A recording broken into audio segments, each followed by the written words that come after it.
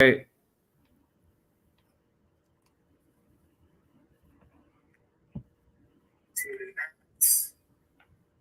All right. And then I'd say probably on your cell phones, you'll want to turn the volume all the way down. That way we don't get any echoing. I'd say probably on your cell phones, you'll want to turn the volume all the way down. That way we don't get any echoing. I'd okay. say probably on your. All right. How's that? Let's see. Test, audio test. Yep, sounding better now.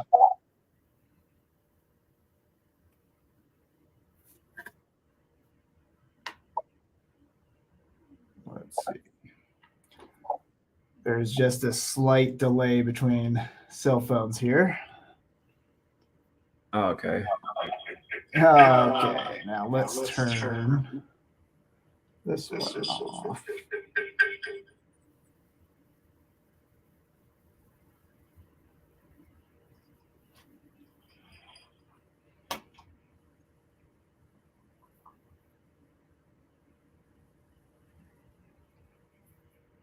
All right. And then where are you in the Instagram live here? I know it's weird. I see. I just requested. Did you get my request? Let's see. Okay, there we go.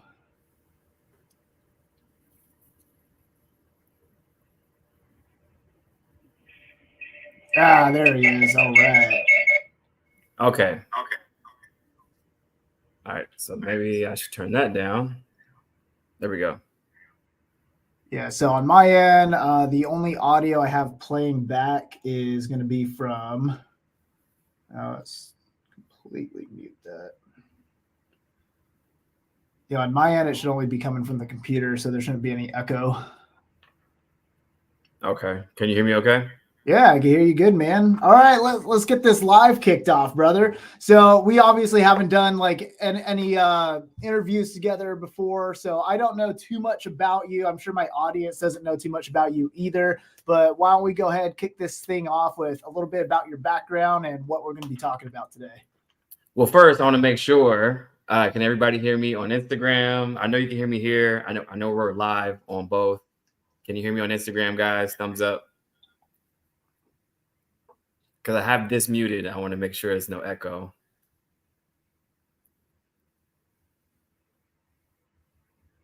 I think we're fine though. But yeah, cool. So yeah, guys, Maverick Approach here. My name is Maverick, and I'm just one of the guys out there to uncover the truth. So that's I've been doing it for almost 2 years now. My background is entrepreneurship, real estate, everything else. But realistically, I started this 2 years ago because so much weird stuff has been happening with politics, with finance, with everything in between. So I just feel like my job is to kind of crack the truth open and kind of give my 2 cents on what's going on. So that's pretty much what I do, and it's been an interesting journey to say the least. So it's been cool though. Absolutely. So it's safe to say you're pretty much a political commentator in the online space. Now, are you more so like right wing side of politics, left side? Where you stand? Yeah, definitely more right leaning, and with what's going on now, I mean, it's pretty easy to lean left. I think that leaning left is just like at this point, you have to be some type of psychopath at this point. I'll just say it. Like if you're following Kamala, she has no policies. It makes no sense. And that's the thing. Vote for whoever you want to vote for. But for me, we go off of historical data. We go off of what Trump has done. He had no new wars. He wants to get rid of the tax system because we're getting taxed to death. It makes no sense. And it just comes down to policies, you guys. It's not like, who you like and whatever else, because I can care less about liking somebody versus what the policies do, right? When we're talking about how it affects your life. When you go to the grocery store, when you go to the gas station, how does this affect your life for the next 4 years? So that's what you have to really think about when you're voting these people in. And during the Trump era, it was amazing for the economy.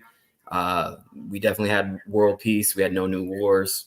So you just have to look at the historical data. So definitely a right-leaning type of guy here. So awesome. I love it, man. Now, have you always been on the right side of politics, or did you recently convert? To be honest, I really wasn't into politics. I would say probably like 5+ years ago.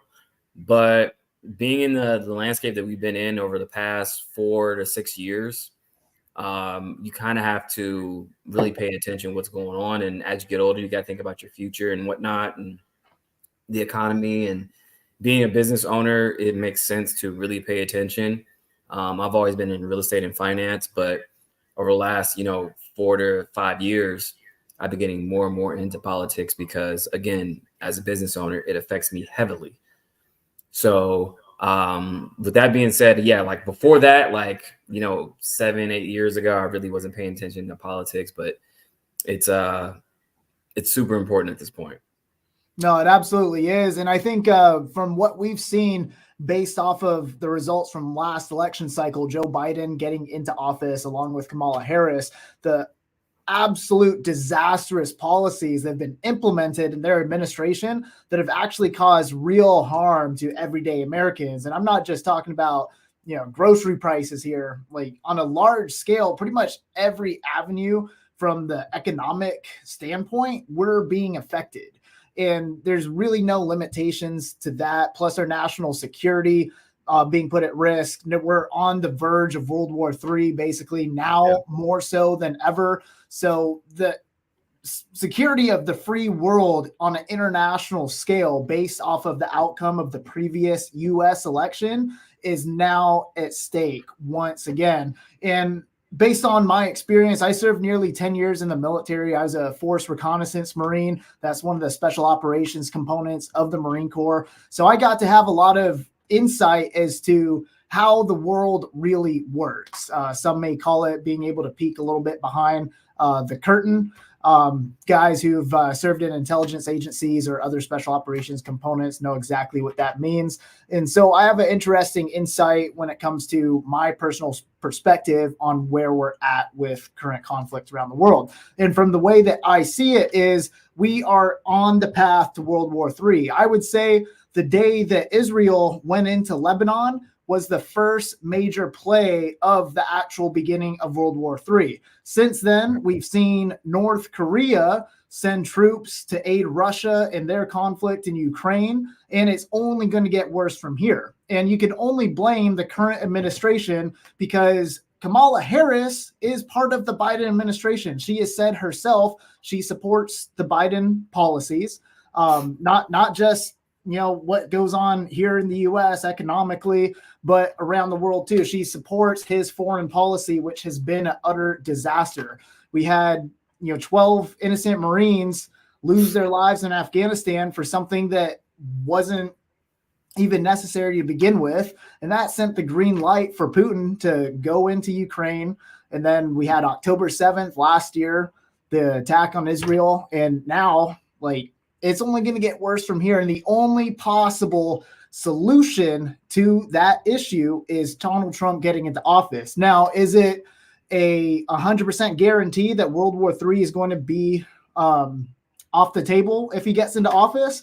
No, it's not 100% guarantee. But from where I see it, it is the only option for us. Yeah, our percentages go down drastically when we're talking about WW3. I mean, being that he has a lot of countries in check, like China and Russia and everything else, you have to, again, look at historical data. So I think, once he gets back in office, we can kind of get some order. And here's the thing that people don't think about. Say Kamala Harris gets into office, right? Now you have this woman who is not even competent and doesn't have real policies and is a puppet of the machine.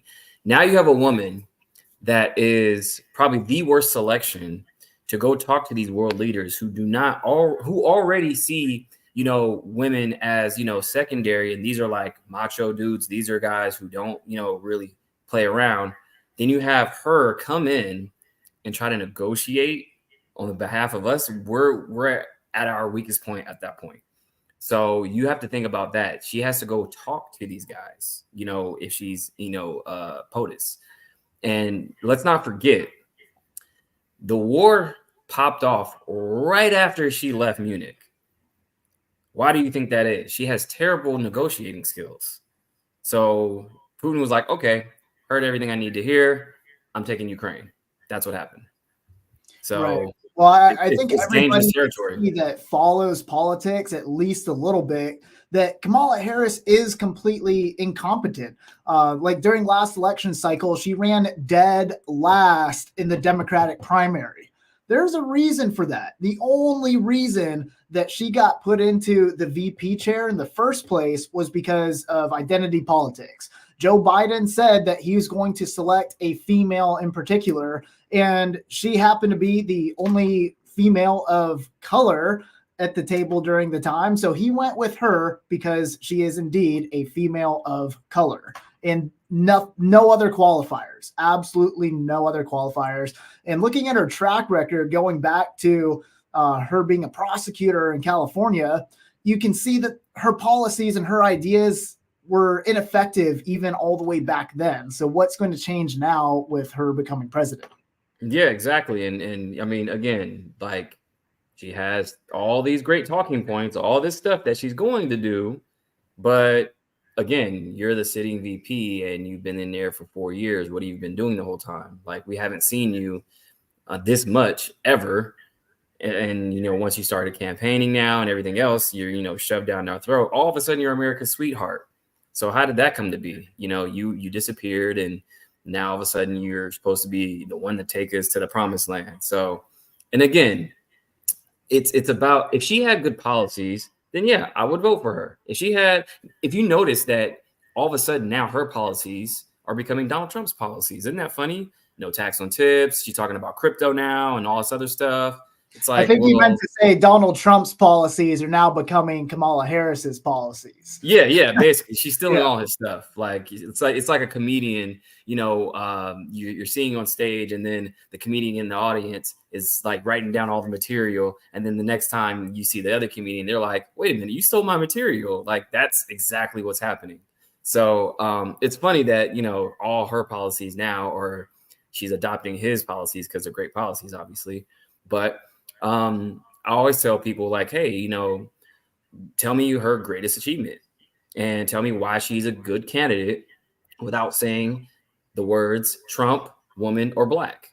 They can't do it. So it's a clear choice. And, this is our last chance, to be honest.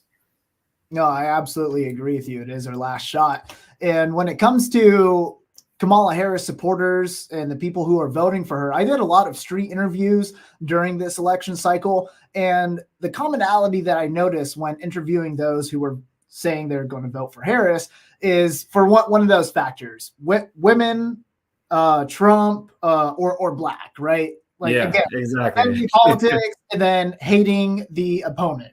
And I don't think it's a logical reason. Like, I didn't come across one single person who could really just come with like a clear response is to help me understand their point of view. They just couldn't.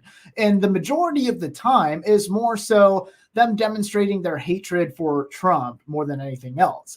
Like most of these voters who are, putting in for the Harris ticket, like, they don't even understand Trump's policy either, such as abortion. Abortion is something that I think I've had the most conversation with other people about, and especially like me being in Southern California. I myself, like, I work in the private entertainment industry. I work with a lot of women, a lot of models. So naturally I'm around a lot of, I guess you could say, more liberal style women. And that is a conversation I've had many times. And most people who are saying they can't vote for Trump because they want to uphold their right to have an abortion, they don't fully understand the actual dynamic between Trump's current policy position on that issue. And that is allowing it to stay with the state. So overturning Roe v. Wade. For those who are watching, basically when that was overturned, that is the Supreme Court saying like we shouldn't allow 9 people who can be chosen either by a Republican president or a Democrat politician to be able to rule on how a woman should choose. And Right. putting it back to the states allows states like California to uphold their like pro-abortion stance, and then states like Alabama to limit their abortions, right? Yeah. So women, especially in California, don't have anything to worry about. Right. And that's the thing too. It should be like, you know, how weed is legal in some states and in other states it's not.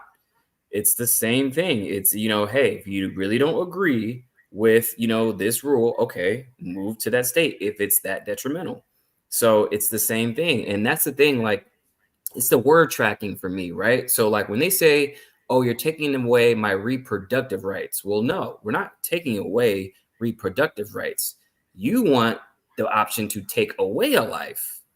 And that's something that is psychologically what they're doing. They're saying, oh, I don't have the right to reproduce. It's like, well, yeah, you can reproduce all you want. You can make as many babies as you want. But here's the thing, what you're really doing is taking away a life. Let's be clear about that.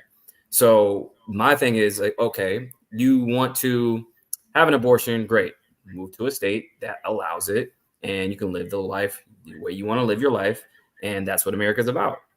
Right? You know, it's you know, the land of the free. So you want to choose what you want to do. And if that state doesn't align with your views, just like if somebody doesn't like smoking weed, then move out of that state that allows weed, because a lot of weed bars are popping up in California and everything else. So if you want to really get away from weed, move to a state where it's illegal. If you really want to have an abortion, go to a state to where you can have an abortion. And that's the thing. Like, I don't think the feds should be that involved with, you know, a woman's body and everything else. I think it should be sent back to the states. And, you know, I think that's the most fairest way we can play it. And I think that's a card that they're always trying to play when it comes to reproductive rights and everything else. It's like, well, we have bigger fish to fry. Would you rather have an abortion, or would you rather have World War III? Because, you know, that's going to be at your doorstep. That's a bigger problem to think about. So. No, absolutely. And a counter argument that I hear all the time is, well, I think it's sad that women in Alabama, for example, aren't going to have the opportunity to abort it because of, you know, such and such reasons. And like you said, there is no complete fair solution to all of it. And I myself, I would say I'm much more on the pro-choice side of that argument. Now, when it comes to my personal choices, I do truly believe that having an abortion is killing a baby. And I personally would not want a woman that I knocked up to make that choice. But I kind of lean a little bit libertarian on that side of politics, where I think people should accept, you know, responsibility for their own choices. And if a woman wants to kill the baby, hey, by all means. But that is not Donald Trump's stance on abortion. That is not the current Republican Party stance on abortion. The current Trump and Republican Party stance is, it's up to the states. It is no longer a federal issue, which I absolutely love, because I firmly believe in limiting the power of the federal government. I think in any way that we can limit the power of the federal government is the way that we need to move forward. I myself, being a very conservative Republican type guy, there's a lot of things that I don't necessarily agree with from, you know, a lot of Republicans. Most Republicans, again, are very pro-life and are very firm in their stances. And a lot of them are very like pro-law enforcement. That's like another issue that I disagree with. I'm not pro-law enforcement by any means. I used to work side by side with many different federal agencies, and I still think they have too much power. I say screw the police. And again, like, I'm able to have different opinions and still be able to, you know, want to represent a certain party and want to be able to vote a certain way. So I'm not just some radical, like, pro-Trumper saying all this shit. And that seems to be where a lot of people that I argue with about these points, they'll just say, oh, well, you're just a pro-Trumper and you're brainwashed, blah, blah, blah. Yeah. I think that's the biggest misconception, right? So, like, if you are a Trump supporter, they have all these radical ideas about you already. And you really have to educate people, because I did some street interviews too. And I was like, hey, like to the people who vote for Kamala, I was like, is Trump a threat to our democracy? They're like, yes, yes, yes, he's a threat, big time. I'm like, okay, well, for one, technically, we're not in a democracy. We're actually in a republic. A Yes, that's constitutional actually a very federal. important thing that you just said. If you could elaborate on that a little bit more. Yeah, we're in a constitutional federal republic. And what that means is that what you said, republic is basically we elect officials. Everybody has the rights. And right now we kind of have privileges, right? So like a republic is where we have rights, which nothing like under God can never be taken from us, right? And that's how it was supposed to be. Now we have a democratic system to where mob rules are involved, where majority wins, which is dangerous, right? You have 10 people in a room, right? 7 of those people decide, hey, everybody in the room, we have to go jump off a bridge. Everybody say aye. 7 of those people say aye. All right, cool, let's go do it. But 3 people are like, wait, this is crazy. Why are we jumping off a bridge? Everybody voted, so we all have to jump off a bridge. That's where we're at right now, right? So under Republic, we elect officials to represent us. And that's what we need to get back to. These people work for us. These are public officials. All right. So like, let's never forget that. And a republic is smaller government. And we have officials that represent our ideals. And we've lost sight of that a long time ago. I even tell people, hey, do you know it's very simple. We learned this in school. What's the Pledge of Allegiance? I pledge allegiance to the flag of the United States of America and to the republic for which it stands. And they're like, oh my God, I didn't know. Yeah, we are in a republic. And the Republican Party was created to combat slavery. People don't know that. In 1854, the Republican Party was created to combat slavery. It was made by anti-slavery activists. And that's the thing, like a lot of people don't know. And they're like, well, yeah, Republicans are racist and everything else. It's like, well, you guys do know that, anti-slavery activists created the party. It was to combat the Democratic Party because they wanted to expand slavery. So these are the things that people do not know. Like it was literally a guardrail to combat all these things. Like I go back to Black Wall Street in Tulsa, all the richest land in that area, full of wealthy black people. They were all Republicans. Who do you guys think went in there and massacred all those people? It wasn't Republicans, it was Democrats. Also, Democrats, who started the KKK? Democrats. Like, look up, I want everybody to type this in. Look up the Klan Bake of 1924 at the Democratic convention. You have a bunch of guys outside with white hoods. This is the Democratic Party. And people are blown away when I tell them this. They have no idea. And it's mind-blowing that how they inverted everything. And they played this trick bag on everybody to where, oh yeah, you have to, be Democratic to be, all about the people and everything else. And it's like, it's actually the exact opposite. So everybody should be at least educating themselves and, re-strategizing with that information at the very least.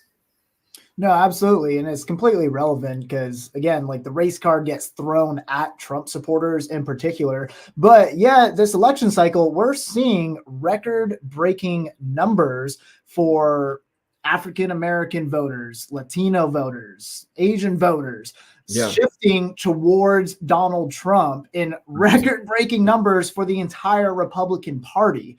It's like almost unheard of for Republicans. So that's telling me, well, there are a lot of quote unquote minority voters out there who are shifting towards supporting Donald Trump. And you have to ask yourself why. And I'm kind of curious as to what your stand view is on that. I think people are just fed up and waking up. We're in the age of information. So people are doing their research and people are finding out all these things that I just told you. And people are blown away and they're like, oh my God, I've been on the wrong side of history for a long time. And I always look at, again, historical data. That's the only thing we can go off of is receipts. So when you're voting Democrat and they're promising you the world and all these other things, and it's 40, 50, 60 years later down the road, and somehow things are getting worse. So why is that? It's like, well, the policies aren't matching up with what they're saying. They're saying one thing and doing another.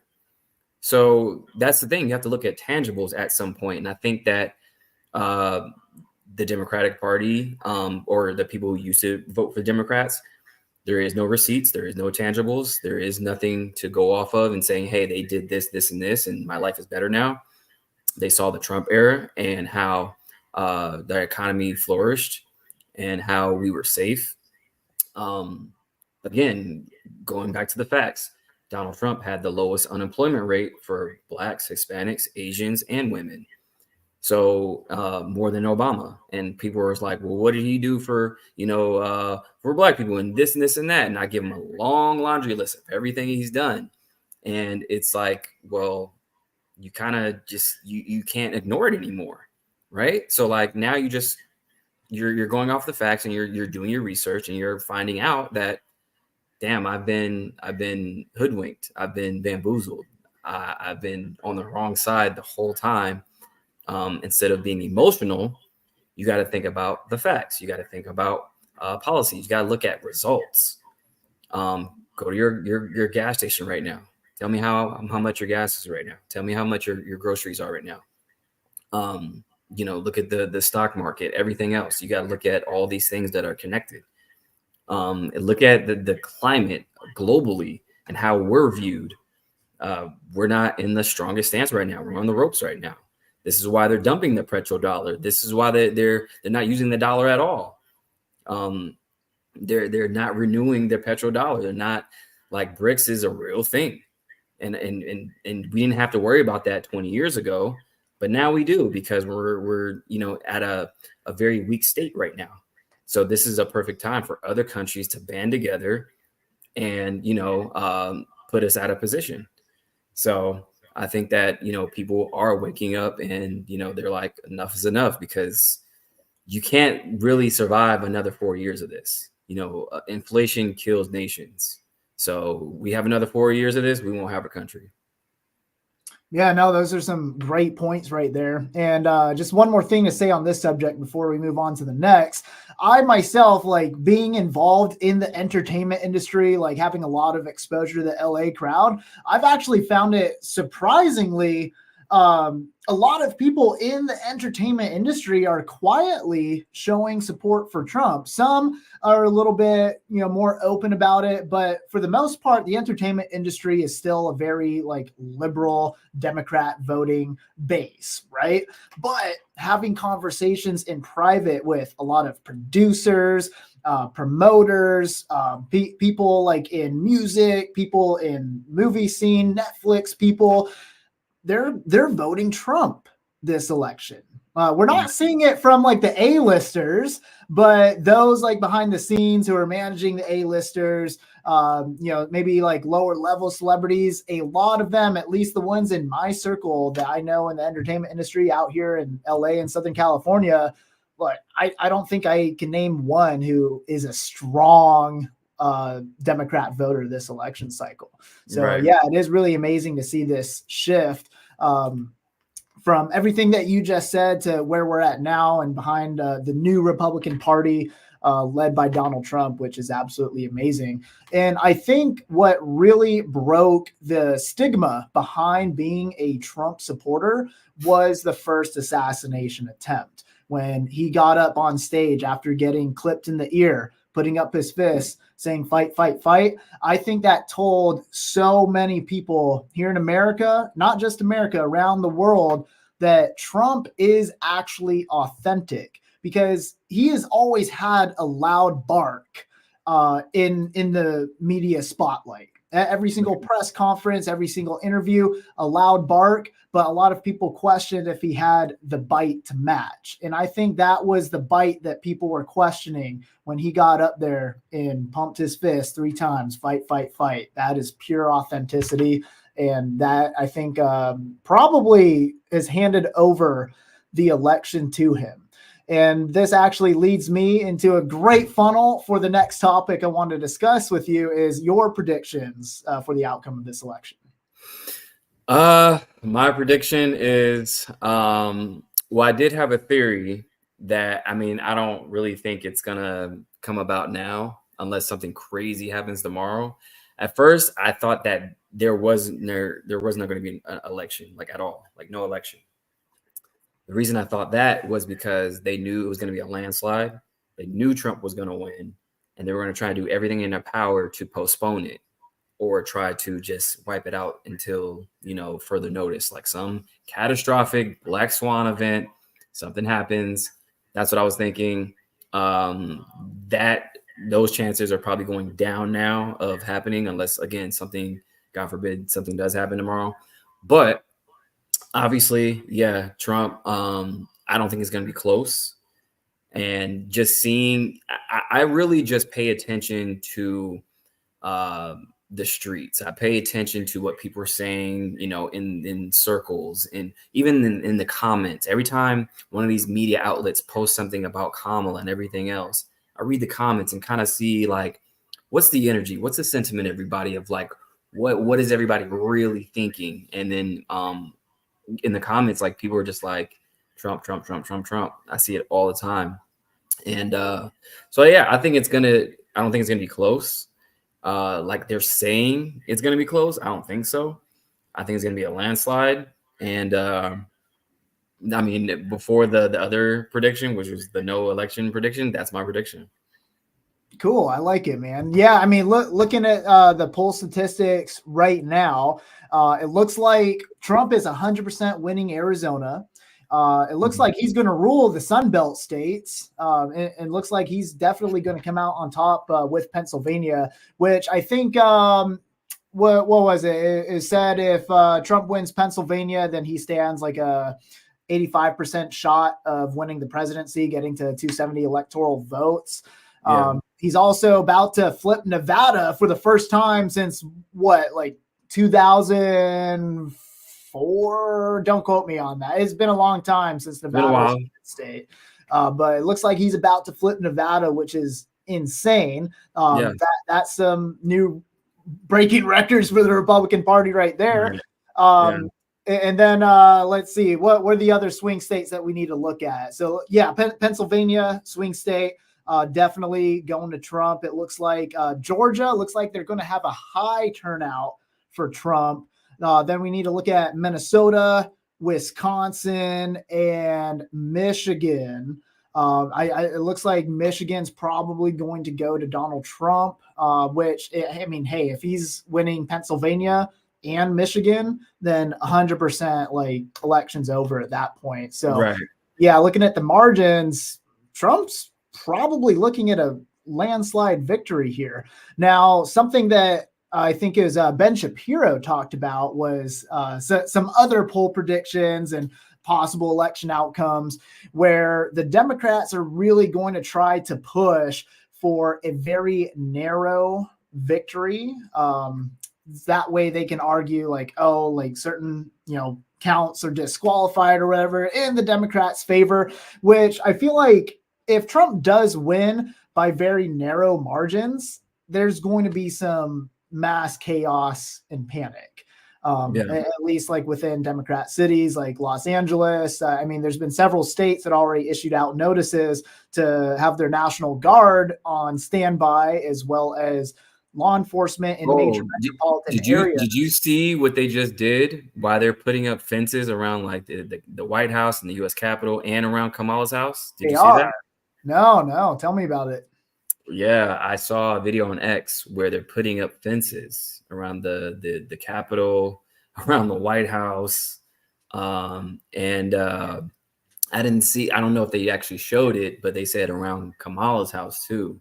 So I found that to be very interesting. So I'm like, okay, well, if they do plan to rig this and it seems like they're preparing for it, then that's what it might be. Because if some crazy reason they just feel like they can pull this off, right? They can feel like they can rig it and she wins by like a landslide or something, that's gonna look way too crazy. Like it's not even close. And I think that if you're flipping Nevada, if you're flipping certain states that you never flipped before, like Pennsylvania, like even that thing with Pennsylvania, did you see like the election results that they put early on ABC? Yeah, I read that story. So that was interesting because they were showing Harris winning. I believe it was like 52 to 47 or something. And I thought that was interesting. I'm like, well, they're saying it was an error and they were just testing. So I'm like, well, being that's one of like the main states that is going to be like a deciding factor was pretty interesting. So it was kind of like, are they alluding or foreshadowing that, like showing like what she's like going to win by? So I don't know. I think that of course we all say it's too big to rig, but you know, you never know, man. You never know because they really don't want him in there. He's a threat to a lot of bullshit that they have going on. You know, they upheld this system and they want to try to keep him out as much as possible because he's not part of the club. So Right. I don't know. It's gonna be super interesting tomorrow, man. It's gonna be tomorrow's gonna be crazy, and I'll tell you one thing.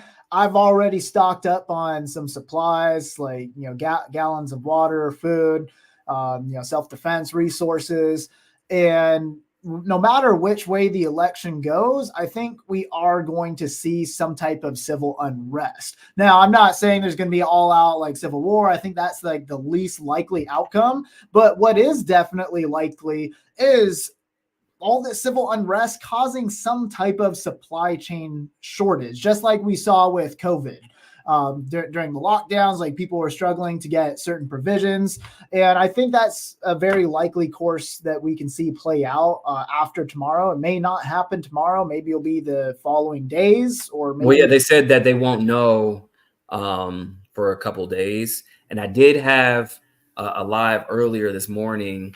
Now, this person jumped into the live and they said they work for a big news network and they didn't say which one, but they were saying that we won't know until Thursday, which, I'll take it with a grain of salt, but it does make sense because even Nevada, they're even saying that they won't know for a couple days. They're saying that right off the rip, which is interesting too, because that's one of the main states that he needs to win. Nevada, Pennsylvania, I believe Georgia, few of those states that, we're talking about the swing states. So those battlegrounds are going to be counting them up. We're going to see it for a couple of days, but that's what the inside source said Thursday. Yeah, no, that's interesting. I think this week is going to be utterly insane. I'm going to be doing a broadcast tomorrow covering the election. I'm going to start early evening, and I'm pretty sure I'm probably going to be going till very late into the next morning. Yeah, sure. We all are. Yeah. So maybe we could touch base again tomorrow during the election. Yeah. Like see where stats are. Yeah, man, I'm definitely down because everybody's gonna be glued to their screens. This is probably, I'll go out on a limb and say it. This is the most important election of our generation. 100%. It is, because if the Democrats win again, they've already been openly talking about nuking the filibuster, packing the Supreme Court in their favor. So pretty much like if they stay in power, like they got 4 years to completely change the system. They want to turn Puerto Rico and there's one more. They want to turn Puerto Rico into a state. They want to turn Washington, D.C. into a state. Basically, adding more points in the Electoral College for them. Right. Keep the influx of immigrants coming through to. Yeah, they're all voting. They can all vote with no IDs. They can come on over. There's tons of them. Obviously taking jobs, and now they can vote. And now I've seen where they can even join police forces. I've seen some of that happen. I've seen where they get 0 interest loans and homes right now. Like, this is chaotic. this shit is like wild. It's like upside down land. It's clown world to the 10th power. Like, this is what we're dealing with. Why are we even arguing about gender, which is a social construct anyways? There's male and female. That's it. Like, we shouldn't be having these arguments over this dumb shit when we have immigrants coming in, taking jobs. You know, it cost taxpayers $150 billion last year to take care of all these people. Guess who has to pay for that? You do. I do. Taxpayers. All these people have to pay for it. And that's what's happening. So, like, instead of worrying about if I'm a cat, a dog, a camel, a girl, a boy, how about we fix our border? And how about we fix everything that's going overseas? Because if not, we're going to have World War III. And that's literally what's on the plate right now. Yeah, no, absolutely. That for me is like the biggest factor. I would say, like, personally, on a more, I guess you could say, like, selfish scale of why I'd want to vote for Trump versus Kamala. Like, obviously, yeah, World War III is definitely the number one factor in general. But for personal reasons, I want to see the limitation of big government. We have Elon Musk that wants to introduce DOGE, the Department of Government Efficiency, and he already has a list of these federal agencies to completely dismantle, which I've been saying for years, this needs to happen. Yeah. And being in the military, dude, like, I got to see the complete, utter waste and mismanagement of government in the military itself. There needs to be some major reform in that department. So seeing Elon Musk coming into the picture, leading that charge in government reform, disbanding these bureaucracies of these federal agencies that are completely corrupt to the core. That is freaking awesome. And not to mention having more money in my pocket, being taxed less. Like, I live in California. It's expensive as hell out here. And right now I moved from California. I'm from California. I got out of there. Oh shit. What part? From the Valley. I was in the San Fernando Valley, which is about 15, 20 minutes away from Hollywood. Oh, okay. No, I didn't realize, man. Okay, yeah. So it is expensive out here. Like, I used to own property in Temecula back in the day. This was years and years back. And I remember, like, I made way less money back then. I was active duty in the military, working on a paycheck. Now, like, I'm making really great money, but my lifestyle hasn't really changed that much. It's actually crazy. You can thank inflation for that. So yeah, no, yeah. So yeah, that's like another thing on my personal checklist for why I'm voting for Trump. And actually, did you vote in California? Well, yeah, I did. So you went into the voting booth in California to vote? Yeah. I mean, I guess I can let the cat out of the bag. Yeah, I voted in California, and because we need it, and but yeah, like, because I still hold my residency there, so I'm still yeah. So for me, like, I don't have a California license. I hold my residency in Arizona, but I physically reside here, so I'm legally allowed to vote. So the process for me to register to vote was mind-blowing. So I already knew Governor Gavin Newsom, he issued out some type of executive order, like banning people who work at the voting booths to ask for any form of identification. Okay. So I didn't even bring my wallet in with me. And I was like, hey, I'm here to vote. They're like, are you registered to vote in Orange County? I'm like, no. They're like, do you live in Orange County? I'm like, yeah, I live local here. And they're like, okay, what's your name? Like, write it down on the piece of paper. So wrote my name down.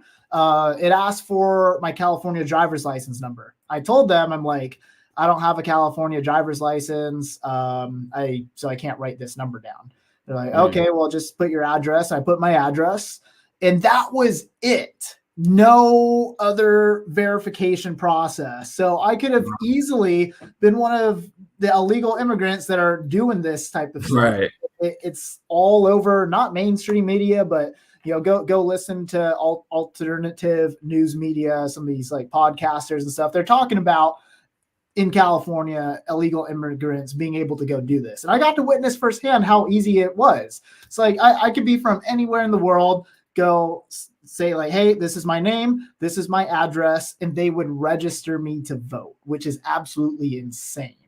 Yeah. I see somebody in the comments, they said, I'm going to walk in tomorrow somewhere and see if they let me vote. I guess they're in Detroit.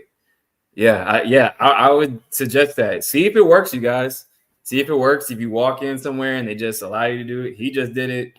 So that goes to show you where we're at, because anybody can just walk in and, be whomever and just vote.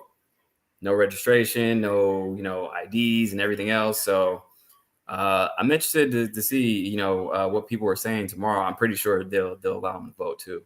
Being that, obviously they have the immigrants coming in, no ID, no documentation. And your Instagram live just ended. Yeah, I think just ended it on here. But yeah, that'll be interesting to see what everybody says tomorrow when they walk in with no documentation or no IDs. Yeah, no, for real, man. I mean, I was really surprised that they didn't need to do anything else to verify, but I mean, that's why California is going to be a lost cause, dude. Yeah, it's just all stacked in the Democrat favor out here. But we are 15 minutes over time for this live stream. But hey, dude, I really appreciate you coming on. You seem very knowledgeable in what you do. So to end this stream, I'd like to just ask you, if you were to give some piece of advice to still undecided voters who are going to the voting booth tomorrow and they're unsure, Trump or Harris, what would you say to them? I would say, if anything, take out the emotion, worry about policies and how it affects you directly, because that's all that matters. So let's take away what you think about Trump. Let's take away what you think about Kamala. Go off of historical data and just compare and contrast, right? Whatever works for you works for you. But I would say this. Think about not only yourself, but future generations too, because what we do today affects us tomorrow and then the day after. So when it comes down to these laws we're putting in place, when it comes down to our financial system, when it comes down to all these crazy rules that they're coming up with and putting into law, what does that look like 2, 3, 5, 10 years from now? And if you come up with something that is vastly different from your ideals, then you may want to think, the latter. So I think that you need to readjust and figure out what works for you.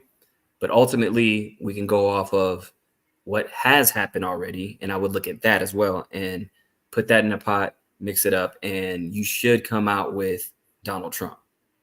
Because, again, just your safety, no new wars. He wants to get rid of a lot of these agencies, right? We're too overgoverned. He wants to get rid of the Department of Education. And people are like, oh, how could you do that? That's so terrible. Well, only 3% actually goes to public schools. Mm-hmm. So when you're talking about all this funding, why do we have $238 billion allocated per year? And we have old ass books in school. When I was in high school, we had books from the 80s and 70s. Why is that a thing? We don't have, teachers are way underpaid. They don't care about the kids. They're sleeping with the kids. That's how messed up in their head they're in now. They just don't care about their jobs anymore. So this is where we're at. Why do we have 4,000 people in the Department of Education? What sense does that make? That's way too overgoverned. Get rid of that. Take it back to the states. Let everybody handle their school system accordingly, and then go from there. You know what we can do with over $200 billion just in that department alone? How about technology? How about infrastructure? How about the border? There's so many other things we can spend that money on. So again, look at the policies, and I would go off of historical data and how it affects your life. Absolutely, man. Yeah. I mean, just a quick caveat off what you said. I think, cracking down on all these unnecessary federal agencies, as well as cracking down on the absolute disgusting overreach of federal law enforcement is going to be huge. And I myself have been a victim of that overreach of federal law enforcement. When I was an active duty Marine, my ex-wife, the mother of my children, decided to make a false accusation, went to the federal agencies for the Marine Corps. So that's like CID, NCIS, just made a bunch of false allegations, zero evidence whatsoever. And I completely had my life flipped upside down under federal investigation for nearly 3 years. I was arrested without charges being pressed. I had my personal property taken from me, which I also never got back. So that case closed. Wow. Zero charges pressed whatsoever. Zero findings of wrongdoing. Like, this is crazy that they still have my property. And I've went through every single legal avenue to get my personal property back. Oh, here's the best part too. They took my stuff without a warrant. Illegal, like out and down, like just confiscated it without a search warrant whatsoever. And there are different rules for military personnel, but your rights, your constitutional rights still apply and they still exist. So that's just one example of government overreach, a rogue federal agency without any oversight whatsoever. I've even contacted my congressman. I've contacted Congresswoman Debbie Lesko, Congressman Mike Levine to help me out with the issue. And Congress doesn't even want to get involved. They're like, oh, yeah, this type of situation, we can't do anything. So we don't even have Congress that is able to step in and do something about these rogue federal agencies stomping over Americans' rights. And I'm just one of many people who this has happened to. Like, the investigation's been closed for a long time now. Again, like, outcome was in my favor. They still have possession of my property. No one's able to give my stuff back when it was seized illegally, and it has been retained for quite some time illegally too. So I'm really excited to see some change in that aspect coming down. That's insane. That's insane. Like that again, that shows you everything you need to know, you guys. So that's what's happening in America right now, where citizens don't have rights anymore. They're slowly stripping away all our constitutional rights. That is clearly illegal, and there's no recourse. Like that's where we're at right now. Yeah. And it's not just black people being targeted, like Democrats like to say. I'm as white as they come, man, and I've been targeted by the feds. So your skin color doesn't protect you in that aspect. No, yeah, that's what's happening, and I think people are realizing that too. That obviously there is a problem with the racial issues and whatnot, but now on top of that, now we have just attacks on the American citizens that we're supposed to be upheld by, the Constitution, and that's not even happening anymore. The overreach of the government, again, we're too overgoverned, and it's the system versus the people. So, and that's they want to do that. They want to divide. They want to have so many barriers in between people, sex, religion, race, all these different things. So they throw all these psyops at you in between. So, but I have a good feeling. I do think that people are waking up and people are coming together, and it's kind of inevitable. They can't really stop it. Once once we really realize our power and we all come together, I mean, there's more of us than there are of them. So I think that we're in a good place. Absolutely, man. Well, Maverick, this has been an awesome segment. For those in my audience watching and are going to be watching, where can they find you? Yeah, so go to Instagram. Maverick Approach is on there. I'm on X. It's Mav Approach on X. Also go to maverickapproach.com. I have everything on there. Make sure you guys check out Diver. I'm starting my own search engine to combat non-bias or fact check, because I've been fact checked so many times. I've been, shadow banned and all this other stuff. It's hard to find information nowadays. So I'm starting my own search engine, just like a Google, but it's going to be non-biased. It's going to be AI powered. It's going to be decentralized, and it's going to, you know, pretty much give you the raw, real facts about everything that's going on. So I think that's much needed because we're in the age of information. And right now we're in a information war. You don't know what's real, what's fake. They're going to debunk something when it's really real. And they're going to tell you something is a conspiracy when it's actually reality. So yeah, that's what I'm doing with Diver. Be on the lookout for that. Make sure you guys go to my Patreon if you guys want to support that. And yeah, just keep fighting a good fight. And then we'll see if our boy gets back in office. Cool, man. That sounds good, brother. Well, hey, thanks again, Maverick. And for those of you watching, thanks for tuning in. Please be sure to subscribe to the channel if you're not subscribed yet. If you're watching on X, go over to our YouTube channel, actually. We're trying to get that thing up and moving so we get monetized. And all of that money is going to go directly back into this channel to keep the good content rolling. And if you haven't voted yet, be sure to get out there and vote tomorrow for Donald J. Trump, so we can actually make America great again. Yes, that being said, thanks for everybody tuning in. And Maverick, man, thank you. See everybody next time. Ciao.